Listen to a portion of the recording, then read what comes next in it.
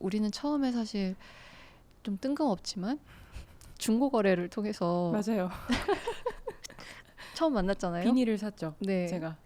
그래서 소연님이 저한테 비닐을 사셨고 그때 이제 언제 한번 뵙고 싶다라는 말씀을 하셨는데 저는 그게 지나가는 얘기라고 생각했는데 진짜로 언제 볼까요? 해서 실제로 이제 만나서 식사를 같이 했던 기억이 나는데 그러고 나서도 어찌저찌 일도 같이 하고 유닉송도 만들고 뭐 맞아요. 행사도 함께 하고 하면서 지금은 진짜 이제 속 깊은 얘기도 나눌 수 있는 친구가 됐는데 우리가 이렇게 친구가 된 거를 생각해 볼 때 저 사람하고 나하고는 정말 친한 친구가 되겠다라고 하는 어떤 계기라던가 뭐 어떤 감정이라던가 그런 것이 있으셨을까요? 계기요. 굉장히 사심이 느껴지는 네. 질문인 것 같아서 엄청난 사심입니다. 쑥스러운데요. 기억이 나네요. 저희가 처음에 식사했었을 때 아마 가운데 더덕구이를 이렇게 놓고 밥을 먹고 있었을 텐데 그때 되게 생경한 느낌을 많이 받았던 기억이 나요.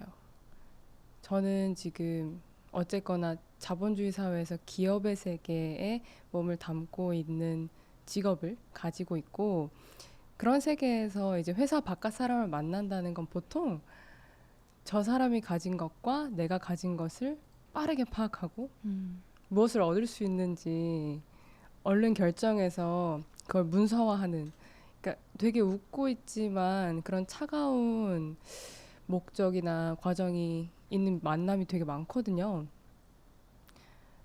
근데 수지님 그러니까 요조님을 제가 처음에 만나 뵈었을 때에 전혀 다른 느낌을 받았던 것 같아요. 저의 나이나 직책이나 겉으로 보이는 성별이나에 하나도 관심이 없으시고 아, 제가요? 네. 뭔가 그냥 저라는 사람을 궁금해 해주시는 느낌을 받았고 제가 무슨 생각을 하면서 사는지 되게 깊은 질문을 많이 해주셨었거든요, 당시에. 그 기분이 되게 좋았던 것 같아요. 그리고 그게 어쩌면 제가 앞으로 살아가면서 좀 잃지 않고 싶은 태도 같았거든요. 어떤 편견 없는 호기심 같은 거. 아마 기억할지 모르겠는데 소연님이 저한테 카톡으로 왜 이렇게 나를 좋아하는 거야? 이렇게 물어봐서 내가 맞아요. 너무 뭐라고 해야 되지? 너무 원초적인 대답하지 않았나요? 기억도 안 나는 걸 보니까 그런 것 같은데요. 그냥 약간 비속어 섞어가면서 아, 맞아요. 그냥 멋있어서. 존나 멋있어서 맞아, 이렇게 맞아. 대답을 아마 했었을 기억나요. 텐데 진짜 그냥 와 정말 멋있다 정말 멋있다 약간 이런 생각을 하면서 그냥 무작정 되게 친구 되고 싶다는 마음이 되게 막 앞서서 갔던 게 지금도 기억이 나고 네 근데 이렇게 진짜 친구가 되는데 성공해서 저는 너무 행복합니다. 근데 우리가 네. 이렇게 친구가 되면서 이제 얘기도 많이 나누고 제법 네. 뭐 그러면서 알게 된 사실들이 뭐 있습니다만 인터뷰를 준비하면서 더 적극적으로 이렇게 김소연의 과거에 대해서 서칭을 하다 보니까 제가 생각했던 것보다 김소연은 더 되게 그냥 골고루 잘 먹는 사람이었더라고요. 네, 저는 엄청난 편식쟁이여서 네. 좋아하는 것만 먹고 좋아하는 것만 관심을 두고 그 외의 것은 그냥 뭐 어떻던지 신경도 안 쓰는 채로 살아왔던 것 같은데 일단 김소연의 궤적을 살짝 보면 대학교 때는 경제학하고 심리학 공부하셨더라고요. 맞아요. 네, 그래서 이제 자본과 사람 공부하시면서 또 합창단 활동을 하면서 또 이제 팀워크 기반의 창작 그런 인셈이죠. 네, 작업을 또 하셨고 또 뿐만 아니라 창업 동아리에서 혁신 기업에 대한 또 꿈을 키워가셨고요. 또 인권단체에서 자원봉사 활동도 하시면서 이제 차별과 평등에 대한 고민을 또 하셨습니다. 그 외에도 제가 이제 술자리에서 여러 번 들은 바 이제 보아와 소녀시대의 어, 그 덕질에도 굉장히 진심이었다는 것을 제가 알았는데요. 진짜 보면 어떻게 여기저기 골고루 정말 안 가리고 잘 먹는 사람처럼 골고루 다 이렇게 관심을 두고 살아오셨더라고요. 그래서 그것이 원래 김소연의 기본적인 어떤 성격인 건지 아니면은 노력하면서 나는 좀 골고루 관심을 두면서 여기저기에 관심을 다 나눠주면서 살아가고 싶다라는 어떤 의지에서 비롯된 것인지 궁금하고 또 지금의 이제 기업가 김소연이 있기까지의 어떤 관심이 가장 큰 영향을 끼쳤는지도 궁금합니다. 제가 대학교에 가서 처음으로 성격 검사라는 걸 받아봤거든요. 네. 근데 그 결과지를 분석해 주시는 선생님이 저한테 이렇게 말씀하시는 거예요. 이 성격으로 공부하느라 고생 많으셨네요. 정말요?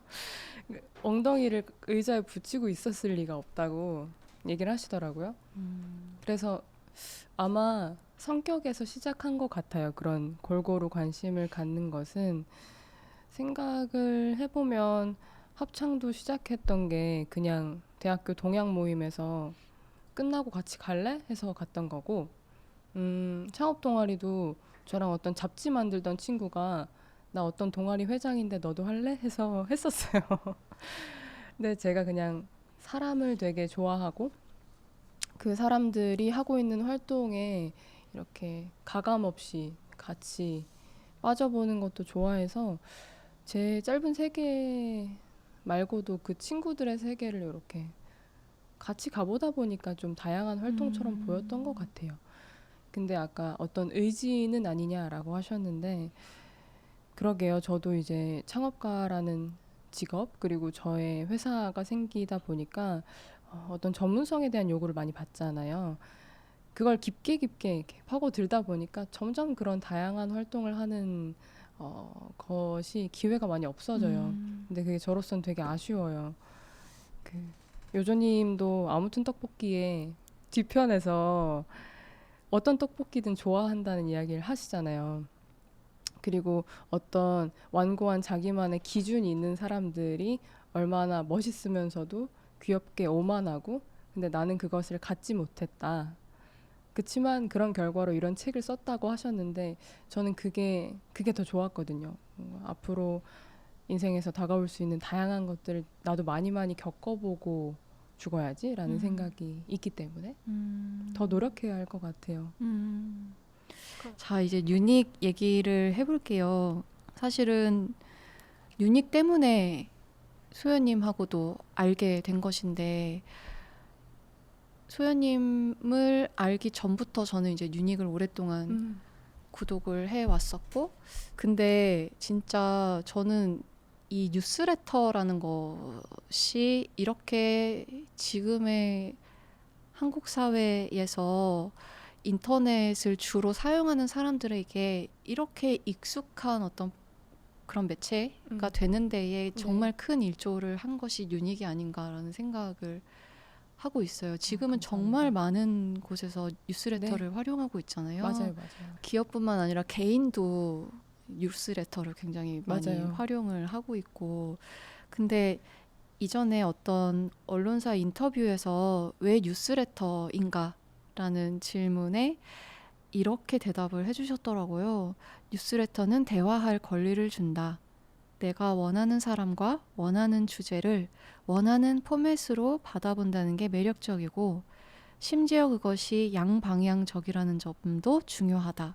이렇게 말씀을 해주셨는데 저는 이 대화할 권리라는 표현을 읽으면서 되게 순간적으로 되게 뭉클하더라고요. 감사합니다. 일단 뭐 유닉이 엄밀히 말해서 언론사는 아니지만 그래도 이제 좋은 뉴스를 선별해서 전달한다는 점에서 언론사의 역할을 어느 정도 하고 있는 셈인데 보통의 언론사가 이제 소통을 위해서 설치를 해놓은 댓글창의 현실을 볼 때 전혀 소통이라는 것이 거의 이루어지지 않고 있고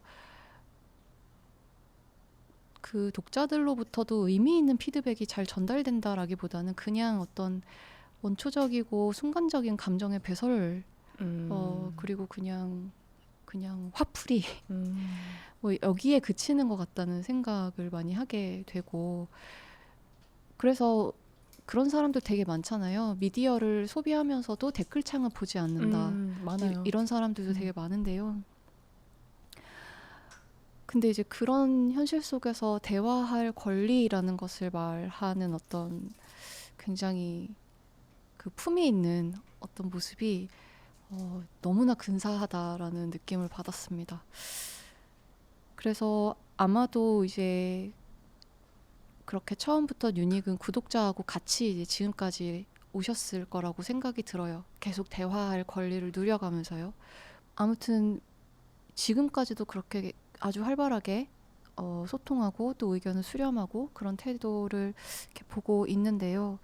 그렇게 그들과 함께 지금까지 어떻게 오신 것 같으신지, 그리고 지금 유닉에게 가장 중요한 가치는 또 무엇이 되었는지도 궁금합니다. 네, 무척 중요한 질문인 것 같아요. 유닉은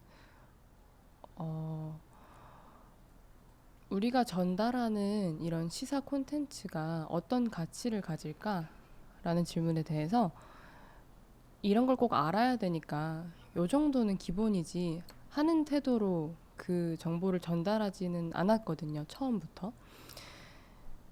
그 구독자들의 마음으로 시작했어요. 내가 세상 소식이 궁금하지만 너무 바쁘고 너무 많은 뉴스들이 있고 무엇부터 보아야 할지 모르겠고 댓글창은 너무 어둡고 이제 그런 불편함을 해결하겠다는 마음으로 서비스도 회사를 시작을 했기 때문에 이제 저희는 저희 스스로에 대해서 이제 언론사란 이름을 붙이기에도 민망스럽고 우리는 어떤 서비스다, 스타트업이다 이렇게 소개를 좀 하고 있죠. 근데 유닉이 이제 있고 나서 어떤 변화가 세상에 있었는가라고 하면 저는 조금 뿌듯해지는데요. 지금 유닉을 보고 계시는 분들은 대부분 뉴스를 안 봤던 분들이세요. 유닉을 통해서 내 삶 바깥에 어떤 일들이 일어나고 있는지 이제 알게 된 분들인 거죠. 원래 같았으면 내 일, 내 삶에 갇혀서 이제 바삐 지내느라 주변에는 관심을 아마 많이 못 가졌을 텐데, 아, 얼마 전에는 저 옆 나라에서 이런 일이 있었구나. 사회에는 이런 중요한 의사결정들이 이루어지고 있구나 하는 것들을 이렇게 너머로 보면서 어떤 연결감이나 유대감을 느끼게 되는 것이죠. 유닉의 미션, 저희 회사가 왜 존재하는지에 대해서 우리 팀원들은 이렇게 얘기를 해요. 우린 사람하고 세상을 연결하는 일을 하고 있다. 방금 말한 것처럼 사람들이 우리 콘텐츠, 우리 플랫폼을 통해서 이제 바빠서 지나쳤을 것 같은 바깥 이야기들을 듣게 되는 거죠. 저희가 그렇게 그 구독자의 삶에 주는 변화에 집중하고 그 구독자에 되게 집중을 했더니 구독자들도 반응을 되게 잘 주셨던 것 같아요. 그래서 지금까지도 뉴스레터를 한번 보내면 뭐 적으면 몇백 건, 뭐 많으면 1000건 넘게 그 정성적인 피드백이 들어와요. 그걸 저희 에디터님들, 팀원들 다 읽으면서 다음 뉴스레터에 빠졌던 것을 더 소개하기도 하고 이쪽의 균형을 좀 더 맞춰야겠다. 개선하기도 하고 그렇게 쓰고 있죠. 그래서 사실 저희의 구독자들, 저희 유저들은 유닉을 처음에 만든 계기이기도 하면서 그 콘텐츠를 계속 발전시켜 나가는 어떤 동료이기도 하면서 앞으로 우리는 어떻게 확장해 나가지에 대한 힌트까지 주는 존재라고 할 수 있을 것 같아요. 소연 씨는 이제 아무래도 기업가이면서 20대이고 또 여성이기도 해서 뭐랄까 그런 자리에 굉장히 많이 서셨을 것 같아요. 밀레니얼을 대표하고 뭐 여성을 대표하고 뭐 20대 뭐 청년을 대표하고 약간 그런 그렇게 대표해야만 하는 자리들에 많이 쓰셨을 것 같다는 생각이 듭니다. 그러니까 저에게 어떤 행사에 저를 불러주실 때 네. 이미 기대되는 역할이 있어요. 이거는 되게 당돌한 20대 여성 창업자. 꼭 당돌해야 되나요? 당돌해야죠. 그 어른들하고도 어려워하지 않고 그래야 합니다. 그 근데 그런 것들이 저는 조금 뭐 부담도 부담인데 조금 약 오른 마음 같은 게 조금 들어요. 약 올라요? 약이 올라요. 왜냐면 저의 굉장히 겉으로 드러난 모습에서 저의 특징을 이렇게 뽑아낸 거잖아요. 그게 조금 맞아요. 약 올라요. 음, 그러니까 뭐 당신은 보이지 않지만 되게 뭐 속에는 슬픔이 있군요. 그것을 뭐 얘기해 주세요. 그걸 대표해 주세요. 이런 얘기는 하지 않으니까 되게 겉으로 봤을 때 특징을 갖고 얘기하니까. 근데 그 저하고 이름이 같으신 김소연 음, 시인님께서 반대말이라는 시를 쓰셨잖아요. 근데 그 시를 되게 좋아하는데 음, 거기 이제 나를 여자라고 부를 때, 뭐 나를 어른이라고 부를 때 시소 반대편에서 이렇게 반대말이 솟구치려는 것을 나는 지그시 눌러야 된다. 뭐 이런 음, 말씀을 문장으로 아름답게 적으셨는데 그런 때가 정말 숱하게 많습니다. 음, 근데 뭐 그럼에도 불구하고 조금 힘을 내서 저는 얘기를 해보려고 하는 이유는 좀 용기를 나누고 싶어서는 있어요. 나하고 좀 겉으로지만 닮아 보이는 사람이 어떤 대표되는 자리에 있네? 국무총리랑 같이 서 있네? 뭐 이런 것들 있잖아요. 그리고 제가 대학교에 강연을 가는 것을 조금 좋아하는데 거기에 가서 전 이런 기업을 만들었어요라고 하면 이제 어떤 분들은 되게 우와 하고 동경하는 눈빛이지만 어떤 분들은 되게 나도 하겠는데 하면서 저를 이렇게 째려보고 계세요. 근데 그런 게 너무 좋아요. 음, 그래서 제가 저를 지금 째려보셨잖아요 하면서 근데 그 눈빛을 저한테만 하지 마시고 나중에 조선일보에서 한겨레에서 사장님이 와도 똑같이 하셔도 된다고. 그러니까 저랑 유사한 겉모습, 배경 때문에 나도 할 수 있겠다는 생각하셨던 것을 더 많이 키워가셨으면 좋겠다 이런 얘기를 되게 많이 하죠. 음, 그래서 뭐 제가 지금 대변되고 있는 그 그룹들이 사회에서 어떤 다수이거나 권력자이거나 한 카테고리가 아닌 경우가 많아서 청년이나 뭐 20대 뭐 여성 하는 카테고리들이 그래서 거기서의 대표까지는 아니어도 하나의 목소리를 더하는 차원에서 또 있고 저를 닮은 사람들께 혹시나 용기를 드릴 수 있을까 하는 차원도 있고 음. 그래서 열심히 부르면 또 가보고 그래요. 그, 밀레니얼 이야기를 하면서 네. 이렇게 조금 어렵게 여기실 만한 질문을 좀 드려보려고 해요. 지금 이제 현 사회에 어떤 여러 가지 갈등이 있지만 네. 그 중에 이제 젠더 갈등, 그리고 음, 사회 갈등, 세대 갈등, 세대 그리고 갈등? 이제 요즘에는 이게 약간 섞여 들어가고 있는 그런 느낌도 특히 이제 정치 네, 네, 쪽을 네. 보면서 음, 그런 기분을 이렇게 받고 있는데요. 음, 어떠신가요? 밀레니얼 세대는 세대 갈등하고 젠더 갈등 중에 어떤 쪽을 더 심각하게, 더 중요하게, 더 문제적으로 받아들이고 있는 것 같으신가요? 음. 근데 두 갈등이 정말 모두 첨예하죠. 맞아요. 그리고 진짜 그 아시겠지만 술자리나 정말 자주 등장하는 이야기거리가 되곤 하고, 저는 이것은 유닉의 대표로서 이야기하긴 조금 어렵기도 하네요. 왜냐면 그 구독자들의 반응 같은 걸로만 보기에는 뭔가 또 조심스러운 면이 있는 것 같아요. 그냥 이건 저의 생각을 조금 말씀을 드려볼게요. 그러니까 이 세대 갈등이라는 것과 젠더 갈등이라는 것, 세대는 아마도 위랑 아래일 것이고, 젠더 갈등을 주로 빚는 그 주인공들이 젊은 세대 쪽에 좀 속해 있다 보니까 그럼 아래층에서의 어떤 성별과 어떤 성별이라고 해볼까요? 라고 하면, 저는 이게 이렇게 구체적으로 쪼개지면 쪼개질수록 더 개인이 체감하기에는 좀 심각하게 느껴지는 것 같기도 해요. 그래서 저는 젠더 갈등의 이슈도 지금 굉장히 첨예하게 대립하고 있고 어떤 사회적인 어젠다가 나올 때마다 그 젠더 관점에서의 논쟁이 계속 이어지고 있는 것 같고 그런 느낌이 좀 실감이 드는데요. 근데 저는 이제 문제 해결이 직업인 사람으로서 지금 진행이 되고 있는 갈등의 양상이 문제 해결의 적절한 방식인가에 대해서는 조금 아쉬운 점이 있거든요. 어떤 점이 아쉬운가요? 그러니까 지금 이렇게 개인과 개인이 계속 대립해야만 하는가, 서로를 미워하는 방향으로 진행이 되도록 정말 두어야 하는가 하는 생각이 좀 들어요. 문제 해결의 키는 원인을 잘 찾는 거거든요. 그런 얘기도 있어요. 원인 분석만 잘하면 그건 된 거라고. 그 스타트업도 니즈 분석만 잘하면 솔루션이 나오는 거라고 많이 얘기하는데, 근데 지금 약간 그 원인을 자꾸 저 가까이에 있는 반대편에 있는 개인에게 손가락질을 하고 있는 상황이 문제 해결에 정말 도움이 될까라는 생각이 전 드는 것이고요. 친구들이 싸울 때 물론 이제 사회에서 일어나는 논쟁은 개인 대 개인의 그런 친구 싸움이랑 비교를 하는 것이 뭐 부적절할 수도 있고, 그간에 쌓였던 어떤 역사나 맥락을 제가 잠깐 지우고 비유를 한다면, 그 친구 둘이 싸울 때 저 중재하려면 그거부터 물어보거든요. 그래서 너네 화해할 마음 있어? 그러니까 근데 그거부터 생겨야 왜 싸웠는지, 누가 잘못했는지, 앞으로 뭐 어떻게 할 건지 그것을 논의할 어떤 인내심이라는 게 생기는 것 같고, 그 마음이 생기는 거는 저는 개인마다도 다를 거고요. 집단마다도 다를 거고요.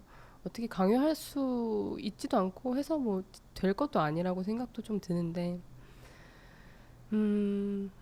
저는 한 기업의 리더로서 드는 생각은 국가에서 보여주는 리더십이 그런 같이 문제를 해결해 보자라는 마음과 인내심부터 생길 수 있게끔 그 기반을 잘 만들고, 물론 난 아직 안 돼, 난 아직 그렇게 화해하고 협력하지 싶지 않아. 않겠어, 화해하고 싶지 않아 라고 하는 사람들을 다 강요할 수도 없고요. 그 사람들은 그럼 잠깐 기다려줄래 하면서 그 어떤 협력의 움직임이나 물결을 만들고, 그게 정말로 문제 해결로 이어지고 있다는 그 성과를 보여주어야 아마 밖에 있던 사람들도 하고 들어오기 시작할 거예요. 근데 지금 이 리더십이 그래서 그런 것을 좀 저는 개인적으로 기대하게 되네요. 저도 그렇습니다. 네. 그 김소연 씨의 인터뷰 가운데에서 이 인터뷰가 사실 너무 인상적이어서 주아님하고도 좀 자주 이야기를 나눴었는데요. 네. 이런 말씀을 하셨어요. 스타트업을 한다는 것에 있어서 이 시대에서 스타트업을 한다는 것은 일종의 특혜이다. 그리고 그 특혜를 누리는 것에 대한 일정 부분의 책임감을 느끼는 것이 필요하다라는 얘기를 하셨어요. 네. 그것은 이제 유닉의 어떤 사회화에 대한 이야기이기도 하고, 어떤 김소연이라는 사람의 공적 개인에 대해서도 이제 도외시하지 않겠다라는 네. 어떤 책임감을 이제 말씀하신 것이기도 한 것처럼 들렸는데요. 그 이야기가 좀 듣고 싶었습니다. 스타트업 창업자로서 얻은 특혜라는 것이 무엇인지, 그리고 또 그에 대한 어떤 책임이 있다라는 것이 무엇인지. 저는 이건 일단 기업가나 스타트업 창업자만 사회적인 책임을 질 수 있다고 생각하진 않는데, 일단 그건 뒤로 얘기를 조금 빼보도록 하고요. 저는 스타트업을 처음에 한다 그랬을 때, 그리고 다은님을 설득할 때 다소 좀 이기적인 문장을 계속 되뇌었었는데, 이게 내가 하고 싶은 걸 하면서도 뭔가 돈을 벌 수 있는 유일한 방법이다 라고 생각했었어요. 무슨 얘기냐면, 저는 그래도 조금 예전부터 사회나 뭔가 약자나 이런 것들에 관심이 많이 있었고 가치 있는 일을 하고 싶었는데, 그게 주변 친구들을 보면 일은 돈 버는 거니까 그냥 하고 그건 남는 시간에 하자 이렇게 계속 분리시키더라고요. 근데 저는 그러고 싶지가 않았었고, 이제 그래서 창업이라는 거를 조금 더 과감히 택할 수 있었던 것 같아요. 근데 이렇게 좀 직설적으로 말한다면 돈벌이와 자아 실현을 한 번에 할 수 있는 상황에 놓인 사람들이 도대체 세계에 얼마나 되는가. 그러니까 그것이 얼마나 행운인지를 저는 자꾸 생각하게 되는 거죠. 대부분의 청년들은 지금 그 돈벌이 자체를 구하지 못해서 너무 힘들게 지내고 있는데 저는 그것도 구했고 거기에서 자아실현도 하고 있고 그랬을 때 저는 뭔가 민망한 마음 같은 게 계속 들어요. 왜냐면 여기까지 또는 이런 선택을 할 수 있었던 이유 중에 제가 잘나서가 없기 때문에 그러니까 제가 창업가가 되는 데 있어서 영향을 끼친 요소들은 굉장히 많을 겁니다. 뭐 예를 들어서 제가 뭐 자란 가정 환경일 수도 있고 교육을 받았던 배경일 수도 있고 다양한 것들이 있을 텐데 근데 거기에서 제가 잘나서 얻은 게 얼마나 있나라는 생각이 들거든요. 노력을 막 열심히 한 거, 노력을 열심히 할 수 있는 환경에 놓인 것도 얼마나 행운인데요. 맞아요. 그럼요. 만약에 제가 옆에서 뭐 미성년자일 때 낳았던 아기가 옆에서 울고 있었으면 제가 대학교 갈 공부를 그렇게 할 수 있었을까요? 전 못했을 거라고 생각하고. 그래서 그런 행운이라는 생각이 저는 많은 사람들이, 행운을 누리고 있는 많은 사람들이 조금 더 공동체 의식을 가져야 되는 이유라고도 조금은 믿고 있고요. 그래서 그런 의미에서 그 인터뷰에서나 이 인터뷰에서나 감히 어떤 책임감을 가지고 일을 하고 싶다라고 말씀을 드리는 것 같습니다. 사회적 책임이 어떤 행동으로 표현되는지는 그 사람이 어떤 필드에 있는지 어떤 전문성을 갖고 있는지에 따라서 좀 다르겠지만 근데 그거는 누구나 저는 기쁘게 기여할 수 있는 거라고 생각하긴 해요. 자신이 어떤 행운이나 특권을 가졌다고 생각한다면 어떤 방식으로도 할 수 있는 것일 텐데 저는 이제 기업인이니까 그 기업의 사회적 책임에 조금 더 생각을 해본다면 우리가 하고 있는 일이 이 기업이 제공하고 있는 서비스를 사용하는 사람들 또는 어떤 사람들한테 영향을 끼치고 있는지 계속 생각하고 그것이 결국에는 이 회사가 있기 전과 후에 세상에 어떤 변화를 만드는지를 계속 생각하고 내가 대변하고 있는 사람들이 누구인지를 계속 생각하고 뭐 그런 어떤 성찰을 계속 해나가고 싶은 다짐이 있어요. 네. 그렇군요. 네. 아, 근데 진짜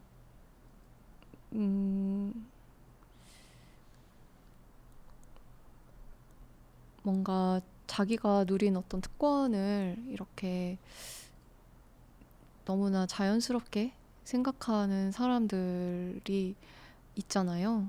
그 사람들이 모두 소연님처럼 생각하면 얼마나 좋을까 그런 생각을 들으면서 하게 되었습니다. 민망.